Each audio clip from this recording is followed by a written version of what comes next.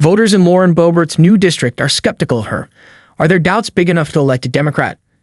To win, Democrat Trisha Calvarese must persuade voters who typically back Republicans to try something new. Highlands Ranch before us. Rep. Lauren Boebert spoke last week to a Republican club at a sprawling retirement community just south of Denver. Some members of the audience weren't all that jazzed about the congresswoman. Interesting is how one woman described Boebert. The woman's husband said the congresswoman was a character for sure. Another man said Boebert was just awk. A fourth person said she was turned off by the congresswoman's antics. But the group also had another thing in common.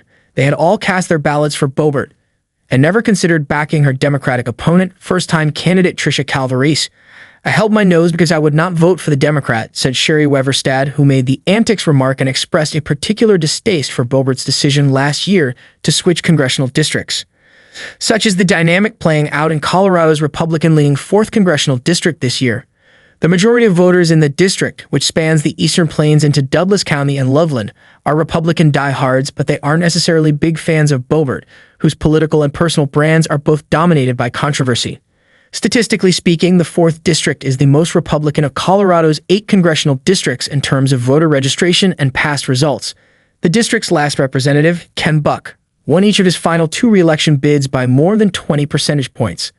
The race between Boebert and Calvarese is expected to be much closer this year. After all, Boebert is known for her unique ability to transform a stronghold Republican district into a toss-up. Whether Calvarese can do more than just tighten the spread, however, depends on her ability to persuade those voters who typically back Republicans but are skeptical of Boebert to try a Democrat for a change. To do that, Calvarese is running a race focused on policy instead of beating the drum on the congresswoman's image, and she's not backing off her progressive beliefs around things like labor unions and healthcare.